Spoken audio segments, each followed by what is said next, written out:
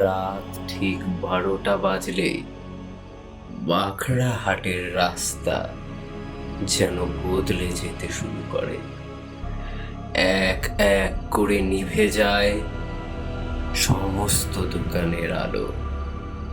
চায়ের দোকানের শেষ ধোঁয়াটুকু যেন মিলিয়ে যেতে শুরু করে এই রাতের ঘন কুয়াশার আধারে।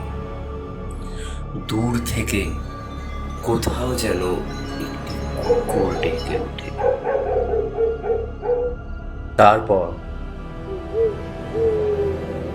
সব কিছু চুপচাপ। এমন এক নীরবতা যেখানে নিজের নিঃশ্বাসের শব্দটুকুও যেন ভয় ধরিয়ে দেয়।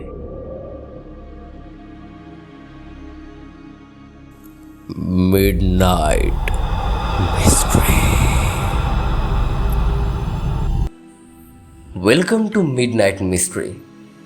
মিডনাইট মিস্ট্রির প্রথম গল্পে আপনাদের সকলকে জানাই স্বাগত। আজ এই চ্যানেলের প্রথম গল্প বড় কাছারি, প্রথম পর্ব, যেখানে আজও বিচার বসে।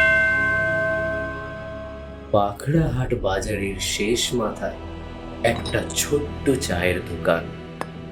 প্রতিদিন রাত হলেই সেখানে কয়েকজন বৃদ্ধ বসে গল্প করতেন, কিন্তু সেদিন রাত 12টার আগে সবাই উঠে পড়ছিল। উঠতে উঠতেই হারান কাকা বলে উঠল, বাবা নবীন, আজ আর দেরি করিস না, বুঝলি বাবা? এই কথার উত্তরে নবীন বলে উঠল, কেন হারান কাকা, এত কিসের ভয়? আরে বাবা, আজ তো অমাবস্যা রে, তাই কইছি বড় কাছারির রাস্তাটা আজ এড়িয়ে যাওয়াই ভালো রে। এই কথার উত্তরে নবীন বলে উঠল, বড় কাছারি মানে ওই ভাঙা মন্দিরটার কথা বলছো? আরে বাবা শোন, ওটা শুধু মন্দির না রে, ওটা আদালত, যেখানে আজও সবার জন্য বিচার বসে। নবীন খানিক হেসে ফেলেছিল। সে এইসব ভূতের গল্পে কখনোই বিশ্বাস করত না, কিন্তু সেদিন রাতে সে জানতই না তার জন্য ঠিক কি অপেক্ষা করছিল।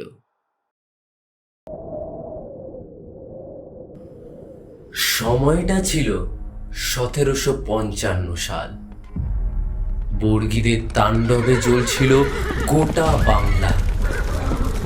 রাত হলেই গ্রামের পর গ্রাম আগুনে পুড়ে ছাই হয়ে যেত। মানুষ তাদের সন্তানদের কোলে নিয়ে পালাচ্ছিল জঙ্গলের দিকে, শুধুমাত্র একটু বাঁচার আশা। চারিদিকে শুধু আগুন আর আগুন। কান পাতলেই শোনা যায় অসহায় মানুষের কান্না, আর চোখে পড়ে তাদের মৃত্যু মিছিল।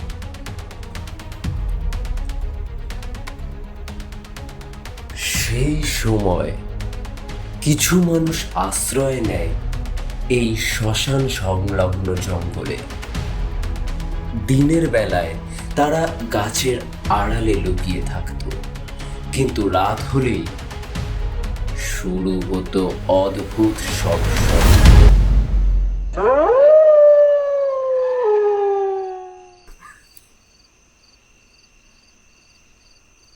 এইসব আলোচনা চলার মাঝে হঠাৎই একজন বলে ওঠে, আরে আমি দেখছি ওই গাছটার নিচে একজন মানুষ বসে থাকে। এক ঝড়ের রাতে গ্রামের কয়েকজন মানুষ মিলে এক আহত যুবককে নিয়ে আসে সেই ভাঙা মন্দিরে। যুবকটির শরীর তখনও রক্তে ভরা, প্রায় বন্ধ। সবাই ভেবেছিল সে হয়তো আর বাঁচবে না। ঠিক তখনই মন্দিরের আবছা আলোর মধ্যে থেকে ধীরে ধীরে বেরিয়ে আসেন একজন সাধু, যার লম্বা জটা, সারা শরীর জুড়ে ভস্ম, আর চোখ দুটো অস্বাভাবিক শান্ত।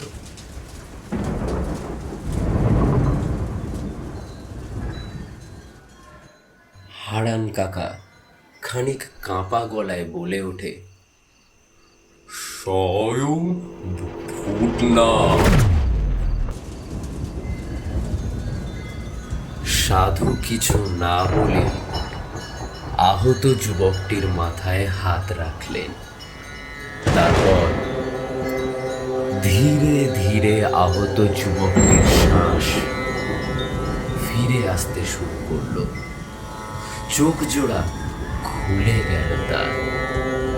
আর সেই রাতের পর থেকেই চারিদিকে ছড়িয়ে পড়তে শুরু করলো বড় কাছারির নাম।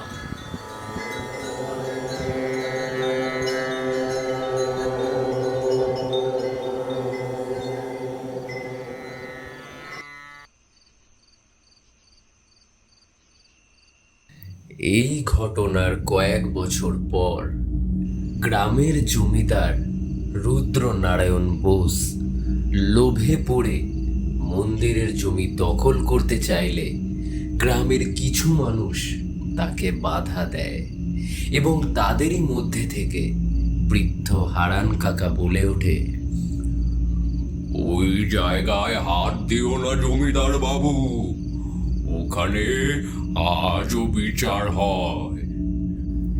এই কথার জবাবে জমিদার ভীষণভাবে রেগে গিয়ে বলে উঠল, তুমি কি আমাকে ভয় দেখাচ্ছ বুড়ো? জেনে রাখো, এই গ্রামের সমস্ত জমি আমার। বৃদ্ধ হারান কাকার সাথে এহেন আচরণ করবার জন্য গ্রামের বেশ কিছু মানুষ জমিদারের বিরুদ্ধে প্রতিবাদী সুরে কথা বলতে শুরু করে। ভাবগতিক ঠিক সুবিধে না বোঝায় জমিদার সেদিনকের মতো ফিরে যায়। এই ঘটনার বেশ কিছুদিন পর এক অমাবস্যার রাতে জমিদার তার কয়েকজন পাইক নিয়ে পৌঁছে যায় সেই মন্দিরে। তারপর হঠাৎ পুরো জায়গাটা কুয়াশায় ঢেকে যায়। চারিদিক থেকে ভেসে আসে শুধু ঘন্টার শব্দ।